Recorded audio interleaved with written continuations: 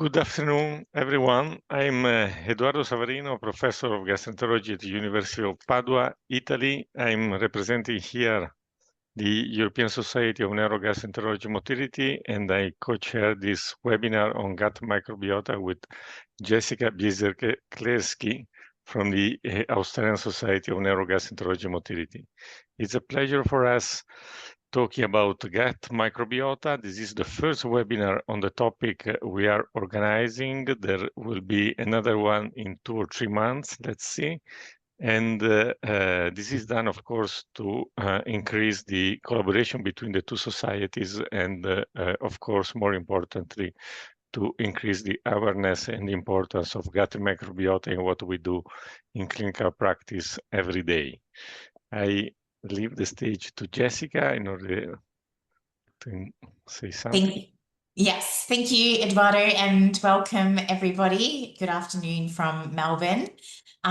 So the structure for today's webinar will be, we'll do our speakers back to back.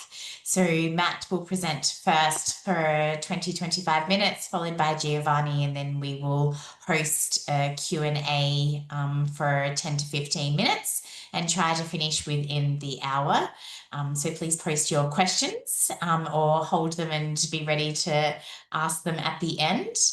Without further ado, I'd like to introduce Matt to kick us off and start sharing slides. So whilst he's sharing slides, I will introduce Matt. Matt is a dear colleague and friend within the diet and gut space here in Australia, and he is an accredited practicing dietitian as well as a deputy lab head and group lead in our Victorian Heart Institute at Monash University here in Melbourne.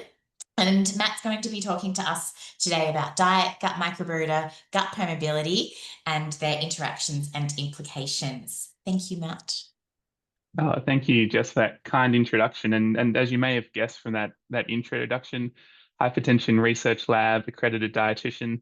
I'm not a neurogastroenterologist, and I certainly feel like a bit of an imposter, but hopefully this will be interesting. I describe my research as really looking at the gut microbiome and increasingly gut permeability in the context of traditionally gut-related conditions such as hypertension and diabetic kidney disease, which I'll talk a bit about today. So I'm going to take us perhaps a bit separately. Let's talk about food and health ratings. Increasingly here in Australia, we do have a number of systems designed to help people sort of choose foods that they might consider more healthy. We've got the Health Star rating system. In Europe, there is a Nutri-Score system as well. And these systems often rely on a very nutrient reductionist model. There are cutoffs per categories. And then you'll see, certainly here in Australia, these sort of products with various sort of health ratings. Interestingly, you do see similar things in Europe. And not all of these foods you would necessarily consider as healthy, despite their high ratings in these systems. In fact, if you were to go and try and find that Milo tin there with a 4.5-star rating, you wouldn't actually see the Health Star rating on it because a few years ago, it actually lost that due to some consumer sort of outreach regarding the fact that it was only that Health Star rating if you did consume it with skim milk. Another thing that has been increasingly considered is how processed food is. There's a NOVA classification system you might be familiar with. This is where this idea, and there's been a lot of talk around ultra-processed food. So this is that NOVA classification 4 at the bottom, where things that are increasingly processed fall into that and seeing the effects they have on health. And it's important to note that these two things don't overlap. As you saw in that previous slide, there are a lot of things that we might consider very processed foods that are getting high scores on these scoring systems like Nutri-Score and the Health Star rating system here in Australia. And this is just some data to sort of demonstrate that those ultra-processed foods in that NOVA 4 category, 8% of them are scoring an A on Nutri-Score, for example. And it's probably not a big surprise, you've probably heard a lot about it, that ultra-processed foods, they are associated with a number of health conditions. But what is that exactly is driving that? There are a number of different factors. Obviously, there's the composition, macronutrient wise in terms of foods themselves, but there's a lot of other things that happen during that processing to get to something that we consider an ultra-processed food. And I'm going to talk about one element of that in particular. And so let's talk about food processing. Here, for example, this seems like a pretty straightforward process in terms of food processing. Here we're starting with one input ingredient, which is already a liquid, that's the cow's milk. And then we're converting it into a instant milk powder. Compared to making something like Cool Ranch Doritos or ready-to-eat pizza, it's real simple. However, when we look at the process to get through there, if we were to go from our input material, our milk in this case, to our final product, you'll notice something that pops up a lot along that pathway. And that's thermal energy, that's heat. A lot of heating goes into that. And this is a common thing for many processing foods. Often there is this heating element that happens along the way. And this heat treatment leads to chemical changes in foods, often by the Maillard reaction. And this leads to the production of compounds called advanced glycation end products, or AGEs. So these are a heterogeneous group of compounds that are formed when a sugar, typically glucose, and a amino acid, free amino acid, such as a lysine or an arginine side chain, they combine through a series of non-enzymatic reactions, and they form one of this group of compounds called advanced glycation end products. Now, a common example you might be familiar with is HbA1c, or our glycated hemoglobin. This is an example of an AG, and it's a process that's happening in our body. But it's also happening in the foods that we eat as well. And their formation is increased, particularly when foods are cooked at high temperatures for long periods of time using a dry heat. And this is typical of a modern food processing, and the more ultra-processed foods that we're having, typically the more of these AGs we're consuming as well.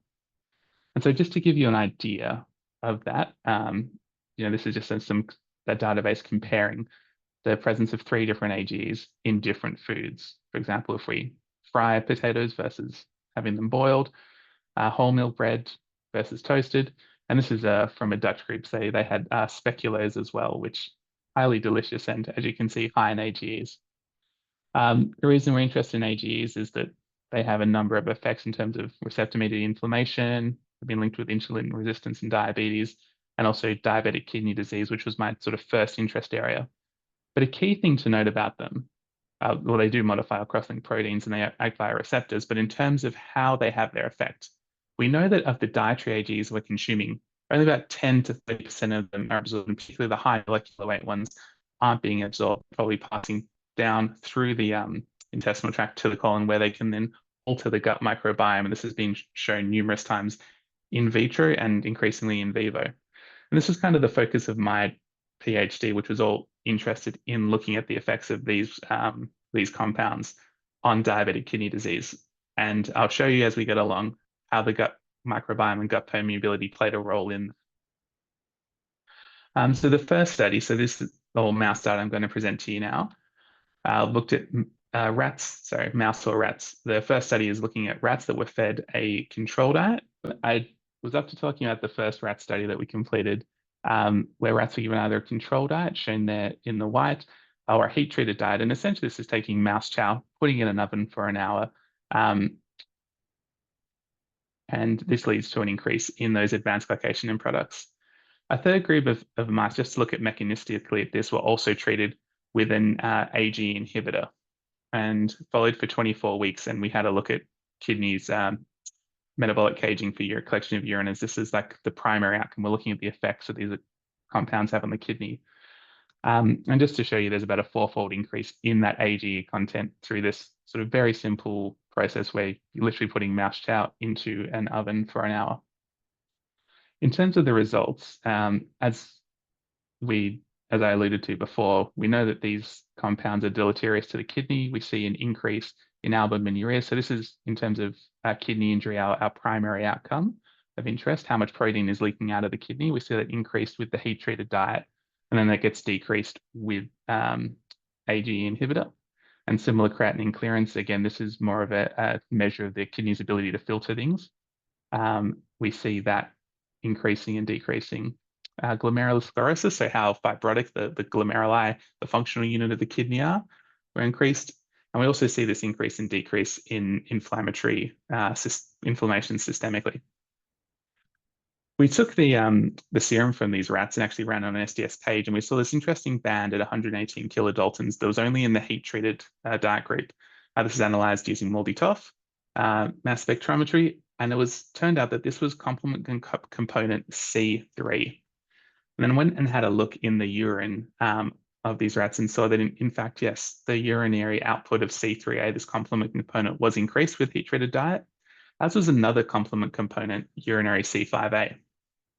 And the receptor that these complement components can act on, we saw that was increased in the kidneys as well.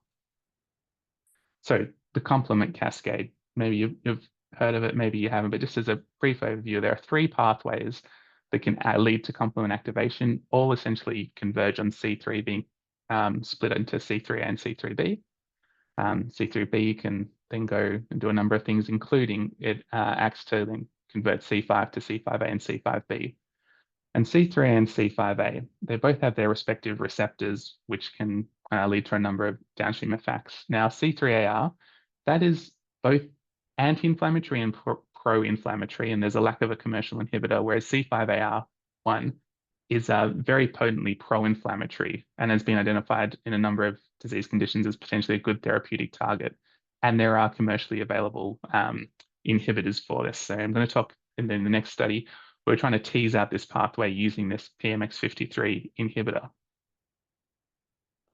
So next study, back into the animal facility again. More rats this time, again being fed either our control diet, our heat-treated diet, but this time that PMX53 inhibitor, and followed again for 24 weeks. And then we were able to see, similar to using an AG inhibitor, but now we're blocking it further down the pathway. PMX53 inhibition reduces our marker of kidney injury, normalizes filtration. We don't see that increase in fibrosis and also that inflammation. And it was at this point during my PhD that I actually got very interested, is gut permeability? We know these AGE compounds pass down into the gut where they are metabolized by the gut microbiome, whether there could be an effect. Now, up until this point, I wasn't interested in gut. I was, kidney physiologist. That's what I was interested in. So we went back and had a look and plasma that we collected at LPS as a marker of that gut permeability. And we saw that, yes, that was increased with the heat-treated diet. And both the Allergibrium, that AG inhibitor, as well as our C5AR1 inhibitor, PMX53, were able to bring that back down. So this sort of got very interesting. Maybe this gut permeability, this effect on the microbiome that we're sort of positing might be happening as well, is having an effect. So this led onto the last study. Now, we know this is a dietary intervention. We know that there are dietary interventions that can help to improve the gut. So this time we were looking at the context of a diabetic model. So the DB mouse, giving either control diet, a heat-treated diet again. But this time the rescue was given as a dietary supplement of resistant starch, which is a type of dietary fiber, which is known to be beneficial in terms of its promotion of particularly butyrate-producing species, which can help to enhance that gut barrier. And again, looking at our 24-hour caging urine as a major output.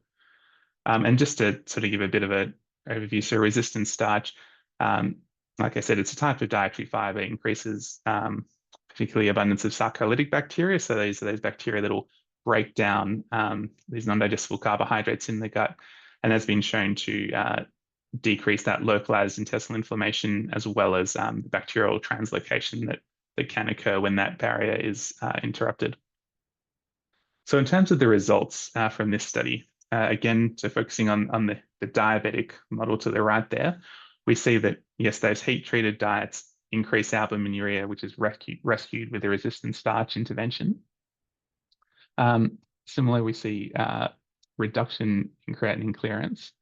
And this time, because we're interested in looking at gut permeability, we used the in vivo dextrin-Fitzy assay, where mice are gavaged with fluorescent dextrin-Fitzy, and it measured 1 hour later via tail vein bleed.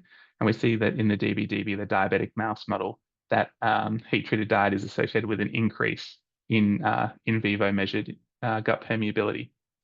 For this study, we also collected fecal contents for analysis of the gut microbiome. So here I'm showing a contrast between the heat-treated and the controlled diabetic mice, using a sort of cladogram here. So for those who haven't seen it before, basically your inner ring there is the phylum. As you go further out, you go further down the taxonomic tree. And we can see, using a left-C analysis, those particular taxa that are associated either with that control group, shown in green, or with our heat-treated diet. And what we can take from this cladogram is there are particular clades that pop out. So we see this particular Bacteroideia clade, this one down here, and another very much Akkermansia-driven one. I'm just going to focus on that orange clade there. So at the highest level, we're seeing this sort of increase in proteobacteria in the diabetic mice that is really reduced with resistant starch supplementation. And this is sort of well established. Resistant starch supplementation, you normally see a reduction at the phyla level in proteobacteria. We can break this down a little bit more to the class level, and we see that this is really driven by gamma proteobacteria. And taking this even further down to family level, then we see that it's particularly Enterobacteriaceae that is driving this heat-treated diet increase in the diabetic, which is, again, brought back down with resistant starch supplementation in the orange bar there. And just to put in absolute numbers, like this is, about an 8.5-fold increase over our control diet. So it's quite a significant increase in terms of the abundance of this bacteria that we're seeing. Enterobacteriaceae are quite an interesting sort of family. They've been sort of associated with certainly renal disease in some small cohort studies. But then data from the FINRISK population cohort, so this is 7,000 people with a 15-year follow-up, have found this association between Enterobacteriaceae abundance and cause-specific mortality across a number of conditions. In our particular interest, diabetic kidney disease would probably fall under this all. But you can see at the top there, gastrointestinal mortality is particularly associated with the abundance of this family of bacteria. So to summarize what I've gone through there and the work that was done during this time, that really got me interested in intestinal permeability and I guess the role of that gut barrier as a driver and a mechanistic force in disease, was that heat-treated foods drive this increase in intestinal permeability, leading to this complement activation, ultimately causing kidney injury, and that we're able to target that pharmacologically, either at the AGE stage themselves from the processed food, during the complement activation and working on its inhibitors, or through a dietary fiber rescue diet. And that's sort of the thing that really got me interested in intestinal permeability in the gut. I'm just going to finish off by showing some of the work I've done since then. I was lucky enough to get funding from the Heart Foundation to go a bit further and investigate the relationship between hypertension and gut permeability in humans. I'm just going to give you an overview and some preliminary data from that to date. So again, I'm very interested in how this intestinal permeability might be driving disease. So I got funding to design this trial. I was really interested in intestinal permeability. Everyone was really interested in the fact that we were giving people blue muffins. In fact, this morning, someone said, "Hey, how's your blue muffin trial going?" Because that's what people remember. I'm very happy with that, given that I was also collecting fecal samples for this study. I feel I got off pretty lightly in terms of nicknames. And the basic idea, the rationale behind this study was that I wanted to look to see if there was a difference in terms of normotensive, so that's people with normal blood pressure, those with hypertension in the middle shown there with yellow, but they've managed to maintain their control with medication, versus those who are resistant or perhaps under-medicated. Those people who are on medication, however, their blood pressure remains high, it's not controlled with their medication. And a key feature of this trial is that we use 24-hour ambulatory blood pressure monitoring. You can see a trace there to give an example with the grey section showing overnight. And increasingly when learning about how that overnight blood pressure, whether blood pressure does, as shown nicely in this graph, sort of come down, or if it maintains high, as that can be a real driver of disease. And the thing I was really excited about in this trial, and I'd love to talk to anyone who's sort of doing this kind of work, was using this multi-sugar test in terms of assessing that intestinal versus colonic permeability, really trying to drill down in a non-invasive, not requiring a biopsy way to see the effects, how intestinal permeability might be different between these components. This trial has been completed. We're currently analysing the urine samples collected from this. If anyone does have experience with that, please reach out, because it has been something of a methodological challenge. But I'm just going to finish off now just by showing some potentially interesting and relevant data for this group.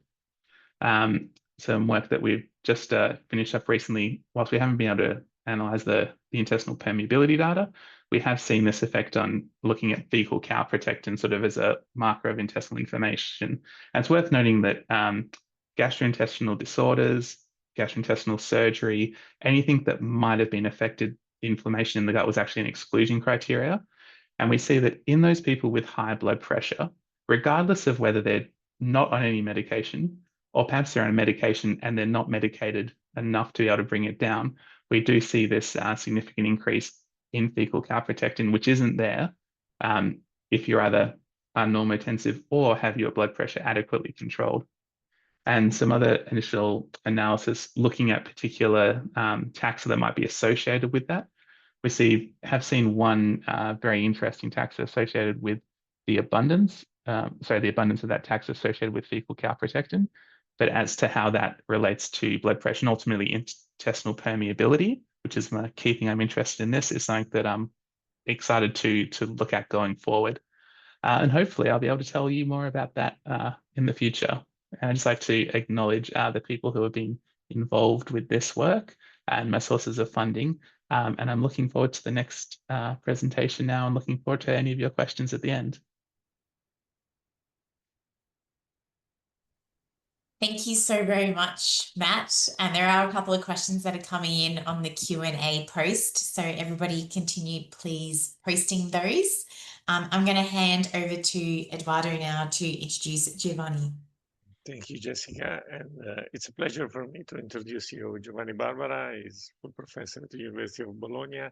He's an expert on microbiota and in general, everything around irritable bowel syndrome. He's the chair of the Gut Microbiota for Health, which is a big society involved in studies, investigating and understanding more about microbiota in everything we do in clinical practice. So, Giovanni, it's a pleasure for us. And the title of your talk will be Gut Microbiota Manipulation, Diet, Drugs, and More. Please. Thank you very much, Edoardo. It's a great pleasure to be here with you today and a great pleasure to be moderated by my good friend Edoardo and also by Jessica. And my talk is going to look at the different ways we can manipulate the gut microbiota. These are my conflicts of interest. And to do so, I will go through a number of different studies that show how diet, probiotic, postbiotic, antibiotics, and fecal microbiome transplantation can modulate the gut microbiota. And most of the evidence that I'm going to show to you today is related to humans, more or less, except some examples in animals. And this is a very complex slide that shows basically that we have shifted our dietary patterns over time. So we don't eat as our ancestors enough fruit and vegetables. And this is a problem because nowadays we eat more and more processed foods, more meat and less vegetables. And you can see in the left part of the slide that vegetables have very beneficial effects on our health and in the intestine, working not only on the gut microbiota, but also on gut permeability, which links very well to what we have heard just a few minutes ago in the beautiful presentation. And you can see also that this is linked to an increase in a presence of inflammatory molecules in the gut mucosa. On the other hand, the processed foods are detrimental for the gut because they increase permeability, they increase low-grade inflammation, and these type of diets are associated with disease, in particular inflammatory bowel disease, but also cancer. So there is quite consistent evidence showing that the individuals that consume more fruit and vegetables have a greater microbiota diversity. Here you can see, for example, the increase in Ruminococcacea and other groups of bacteria in the gut that have very good beneficial effects, including, for example, Faecalibacterium prausnitzii. And these bacteria are very proficient producers of short-chain fatty acids that are beneficial in the gut, and not only on the epithelium, but also systemically. So what can we do? We can increase in our patients or in healthy subjects the fibers that we eat in our diet, and we can decide what type of diet we want to start in our dinner or lunch. And you can see that there is a quite a difference in terms of symptoms that can arise when increase roguage. If we eat soluble fibers, then we can improve symptoms, for example, in patients with IBS. However, if we increase insoluble fibers, this is just the opposite, and we can increase bloating and even abdominal pain. So when we have to suggest to someone that cannot handle a large amount of fiber, we have to choose the soluble fibers for these subjects. This is another way of using fibers that have limited effect on fermentation. And this is an example that I would like to show you, because this is personal experience. And this is a trial that we conducted with friends in New Zealand and in Japan. And here we were using green kiwi fruits, 2 green kiwi fruits in the morning, to address patients with functional constipation and irritable bowel syndrome with constipation. And the comparator here is psyllium. So you can see that compared to psyllium, kiwi fruit is better in terms of improvement of both spontaneous complete evacuations and as well as other symptoms, including bloating and abdominal pain. So the choice for soluble fibers is probably the best one when we have to address patients with symptoms arising from the gut.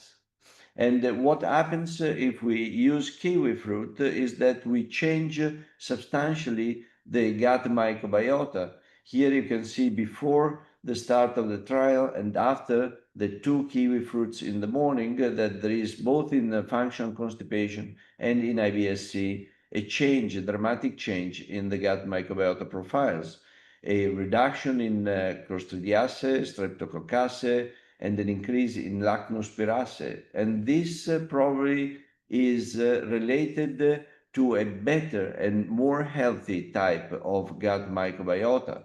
So probably the choice of the vegetables that we introduce in our diet is very, very important. It's not only a matter of quantity of fibers, but also the type of fibers that we introduce. Now moving to prebiotics and probiotics.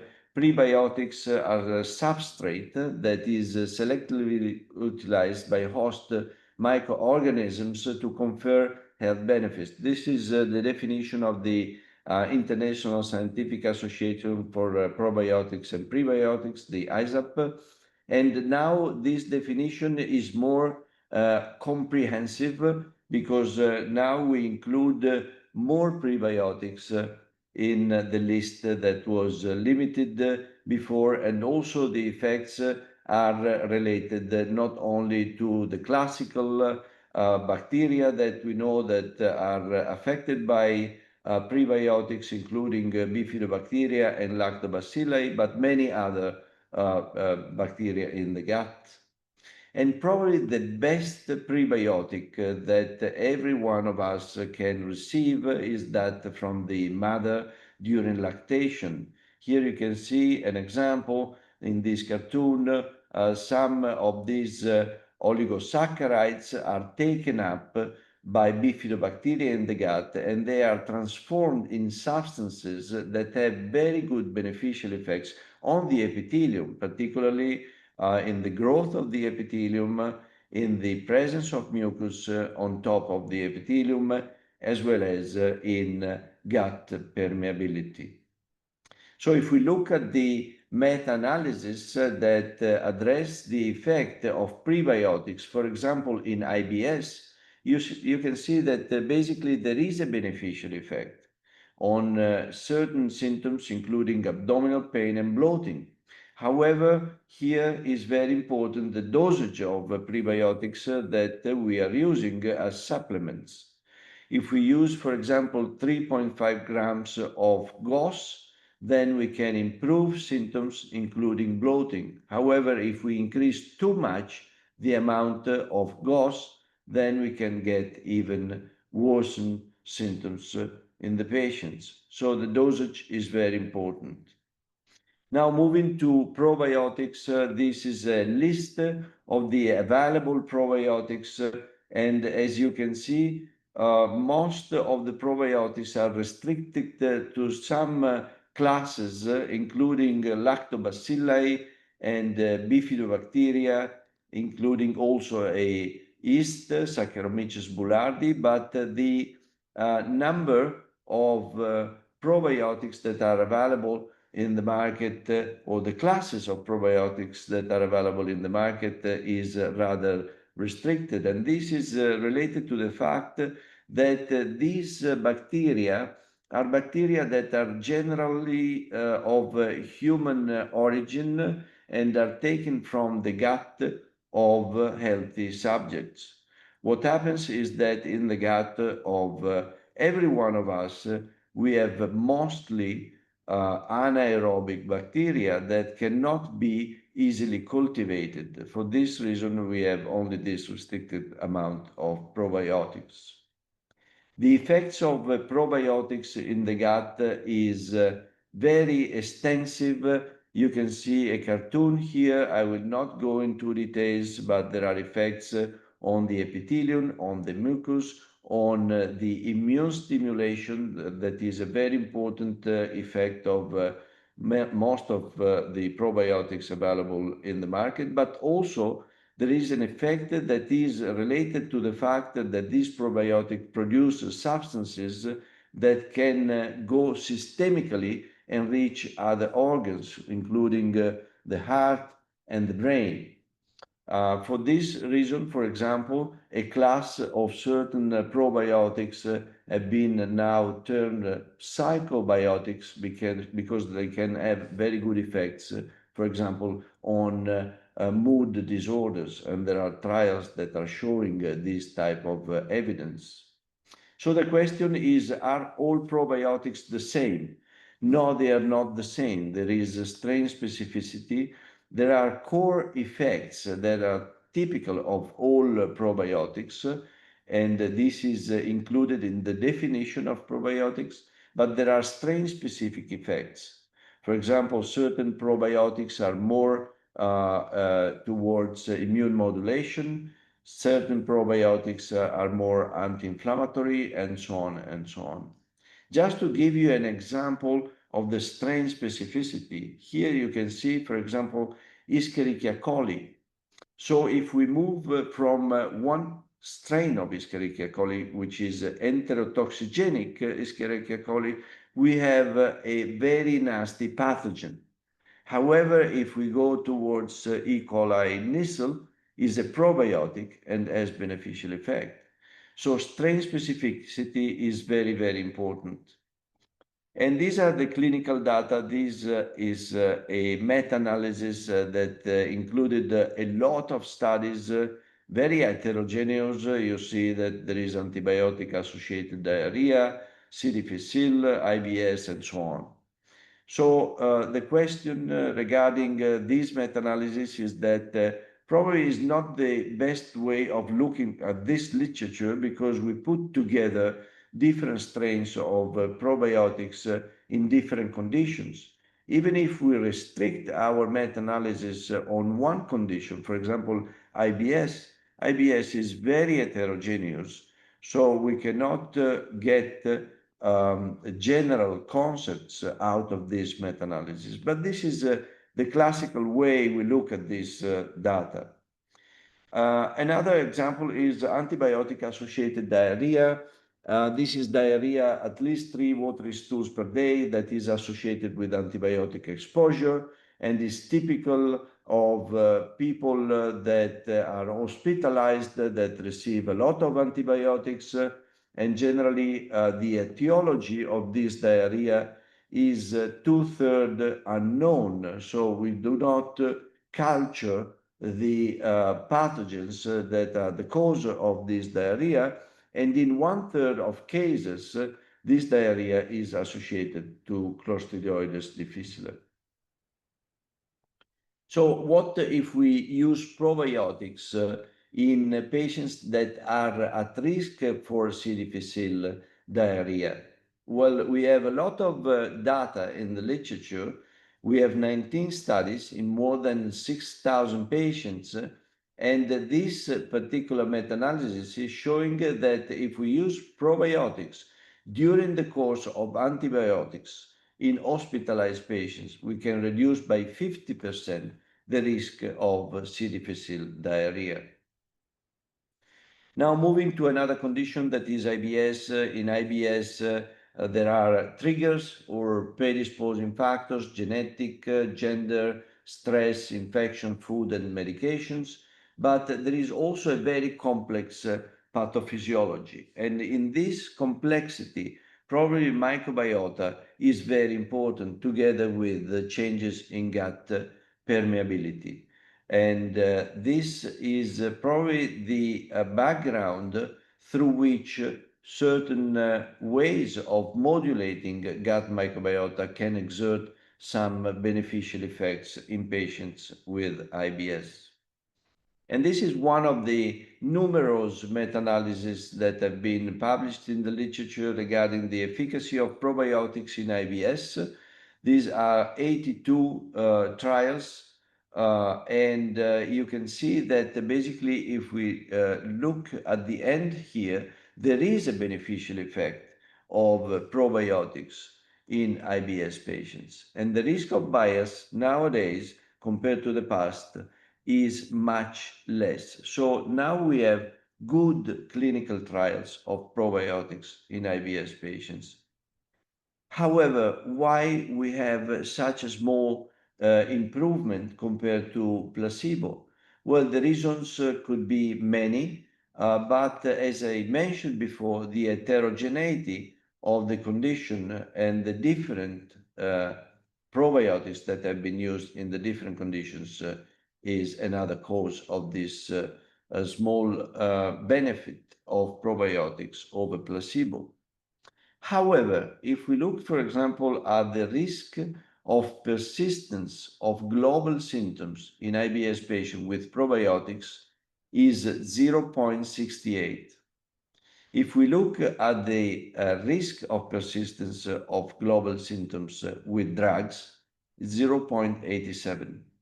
So that speaks in favor of the fact that probiotics are at least as effective as medications that we have available for the treatment of IBS patients. Another reason why the gain over placebo is not so big with probiotics is that not all the patients that we treat are permissive to receive that particular probiotic. And this is related to the fact that in the gut we have a background microbiota, and this background microbiota is resistant towards other bacteria that enter in the gut. They create a sort of competition.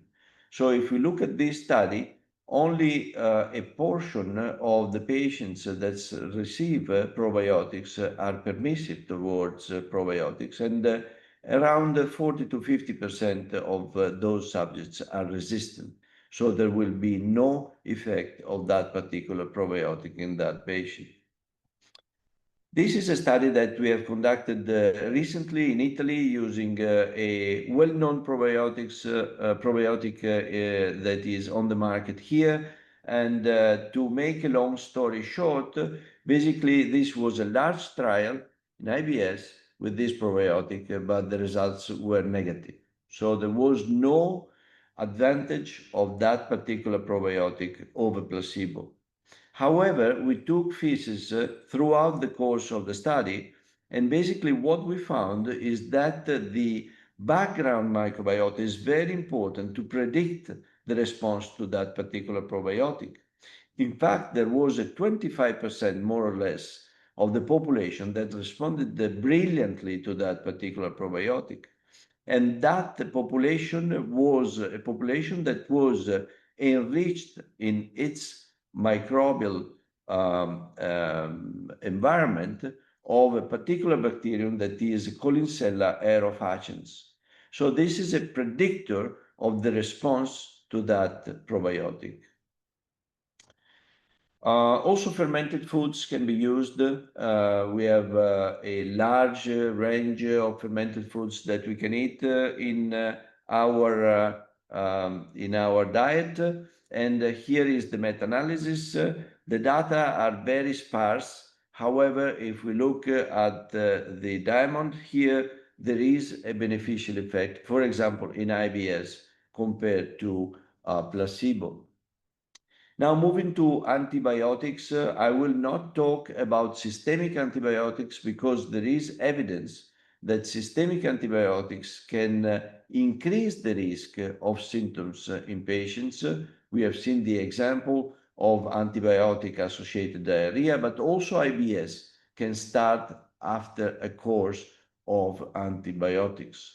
What I'm referring in terms of modulation of gut microbiota is non-absorbable antibiotics. And the best example is rifaximin. This is the best studied non-absorbable antibiotic. And generally, the efficacy of these antibiotics on pathogens is not brilliant, I would say. Is a weak antibiotic, and I call it a eubiotic more than antibiotic, because there is quite consistent evidence that beside the reduction of pathobionts in the gut, there is also a very good increase in beneficial bacteria in the gut after a course of rifaximin, particularly bifidobacteria, lactobacilli, and Faecalibacterium prausnitzii.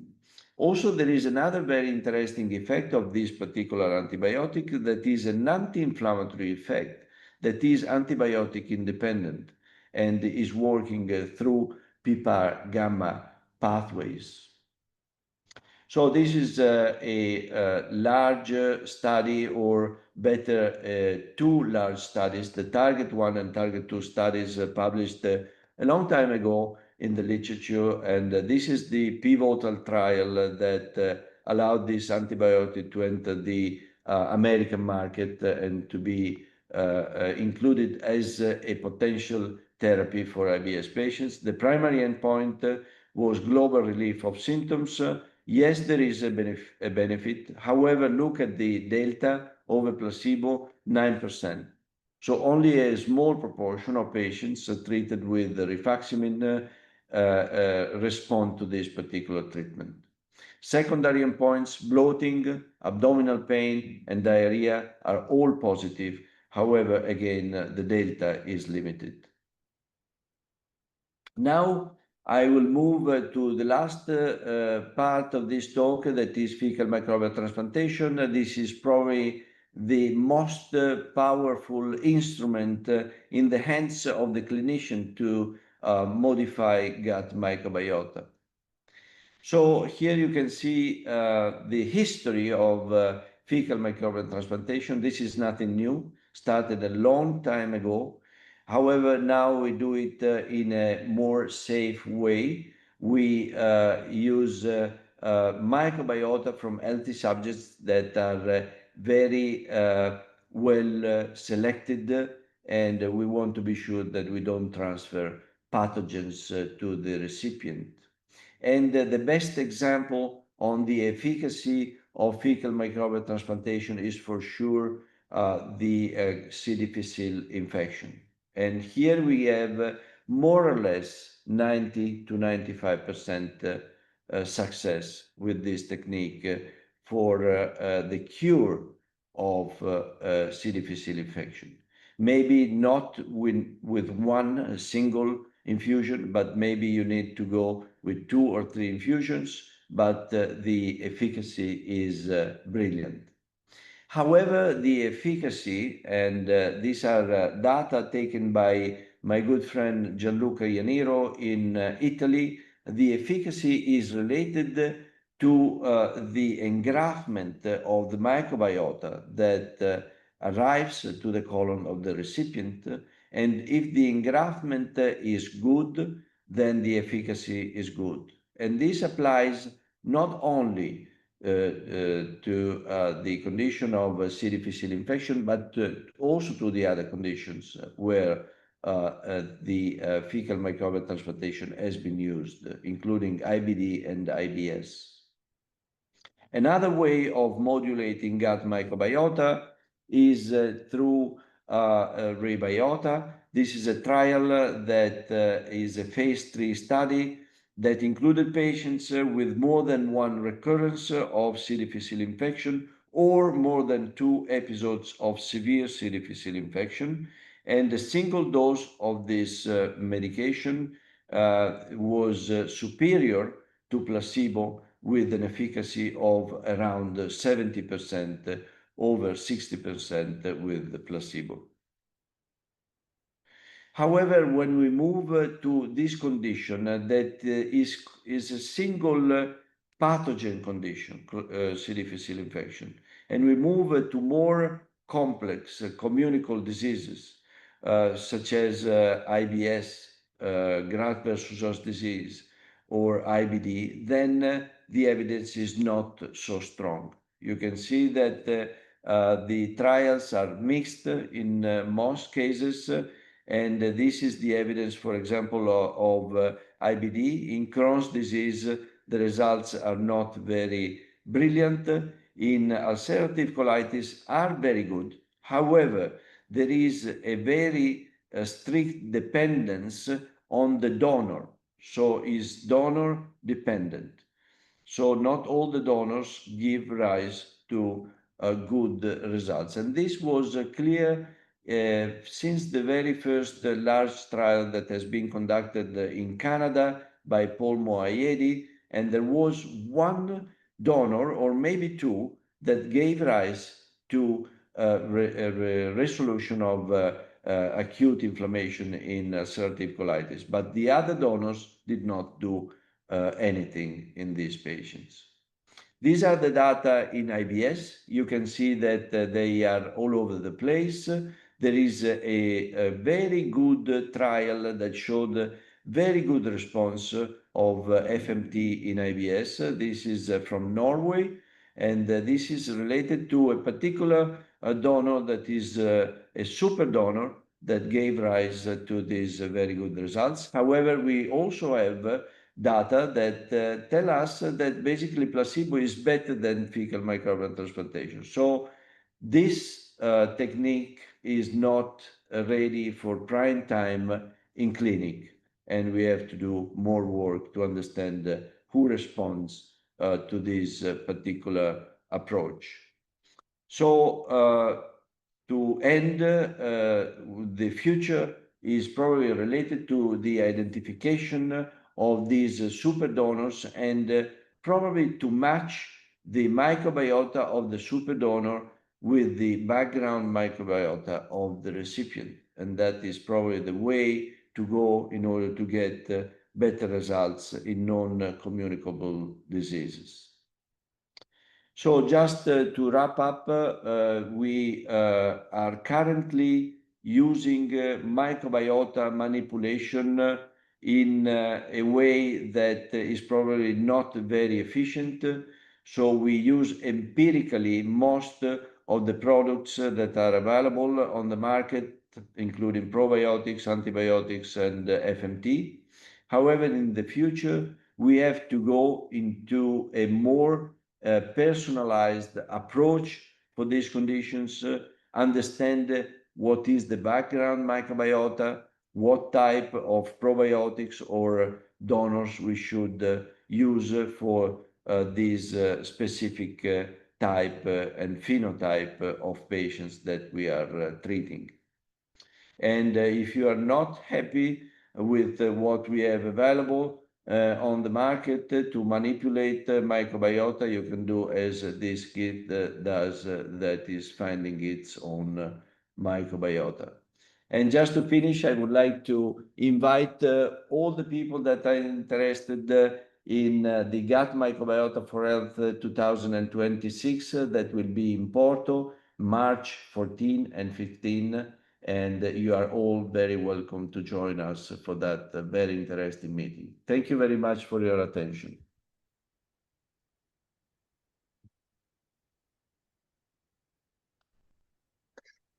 Thank you so much, Giovanni and Matt, of course.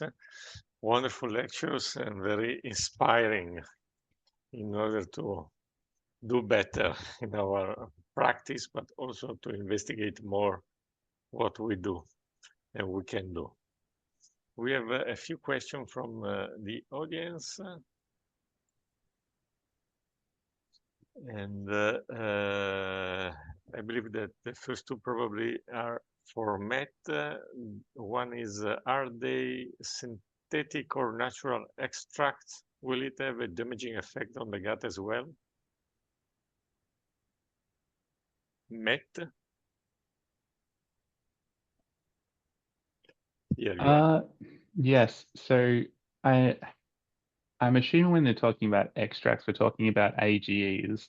There certainly has been research and sort of debate within the field regarding whether you take a isolated carboxymethyl lysine and give that and see the effect that that has. And that's kind of why we went down this approach of using heat treated foods to see the effect that it has in what would be a more realistic example of what people would be exposed to. In terms of whether it has a damaging effect on the gut, that's kind of what we showed with the effect of those heat treated diets on the intestinal permeability. I assume that's what that question is referring to.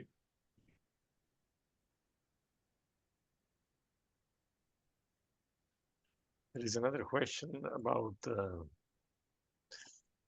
this is, of course, much more complex. Food is also processed in the kitchen at home. Where do we draw the line regarding the negative effect of gut permeability and all the consequences that you showed us? Yeah, it's very hard to answer, but I guess this comes where things like the NOVA classification come into it, where we do have those 4 levels, and we do have level 3 processed foods, and that would be the kind of processing that we do have at home. Bread is a processed food. There are lots of foods that get processed and are important for them to maintain shelf life, for their palatability.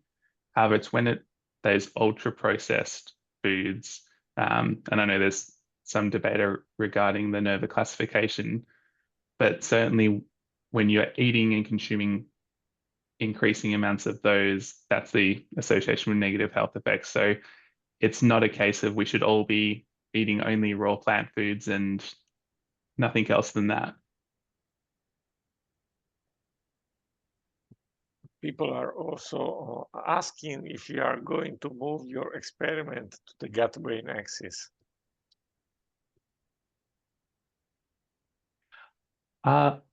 That is a really interesting area, and actually there's a Rakesh Muralitharan, who's a postdoctoral researcher in our lab, is very interested and is actually running a clinical trial on that very area. So it is a very, very great question, and a topic can certainly look out for the research that he's putting out. And now we have some question for Giovanni. Jessica, would you like to do Yes. Yeah. So, Giovanni, we have a question that's been posted asking if IBS is due to genetics, and if it is due to genetics or polymorphisms, can probiotics still work in these patients? And do IBS patients have to take continuous probiotics lifelong in their lifestyle to be able to manage it? Very nice question. I like it because there is now some evidence suggesting that there are genetic polymorphisms in IBS, and there is very nice studies that have been conducted by an Italian researcher, Mauro D'Amato, that work also in Australia. And Mauro is showing, for example, that there is a genetic polymorphism in some IBS patients for sucrase isomaltase that is related to the production of an enzyme that is involved in the digestion, I believe, of certain carbohydrates and starch. So this links genetics directly to IBS. There is another example that some patients with post-infection IBS, those individuals that develop IBS after acute bout of infectious gastroenteritis, have genetic polymorphisms for certain genes related to permeability, to immune function, and other factors. So yes, this is true. This does not preclude to treat the consequences of these genetic polymorphisms in the gut with probiotics. The question whether we should use them for life, well, these are conditions that fluctuate over time. So probably the best approach is to treat patients for a long period of time in order to get a benefit on the symptoms, and then try to stop and make a second course of probiotics when the symptoms arise again. However, these are conditions more or less for life. Which helps also answer this. There was a follow-on question about being able to cure IBS, particularly where there may be a genetic link, or whether we need to manage it. And your answer has already been able to respond to that. We are not ready to address these genetic changes directly right now. So what we are doing is probably to treat the consequences of these genetic polymorphisms in the gut, rather than having genetically directed therapies. So we are not ready for that. And do you think, and perhaps Giovanni and Matt, you can both answer this, because I know, Matt, you've done a little bit of predictive work with the microbiome. Giovanni, to you first, do you think it'll be possible in the future to predict whether a probiotic strain, and which one, would have the most positive effect in an individual IBS patient? Well, this evidence is already available. However, we are not ready for the clinic. So the evidence shows basically that there are predictors of response to probiotics. I show you just an example, but there are many in the literature. In our study, for example, we found Collinsella aerofaciens being a good predictor to response to a particular probiotic. So probably is difficult to translate this in the clinic, because if the patient goes to the GP and the GP has to say, okay, I give you this probiotic, but first go to do the analysis of the microbiota, then come back and they can give you this or this other probiotic, is rather difficult. But I think that the challenge is to find simple predictors. Maybe a test, a non-invasive test that is cheap, that is available in the office of the doctor, This is the future, I think, finding the biomarkers of response to certain therapies.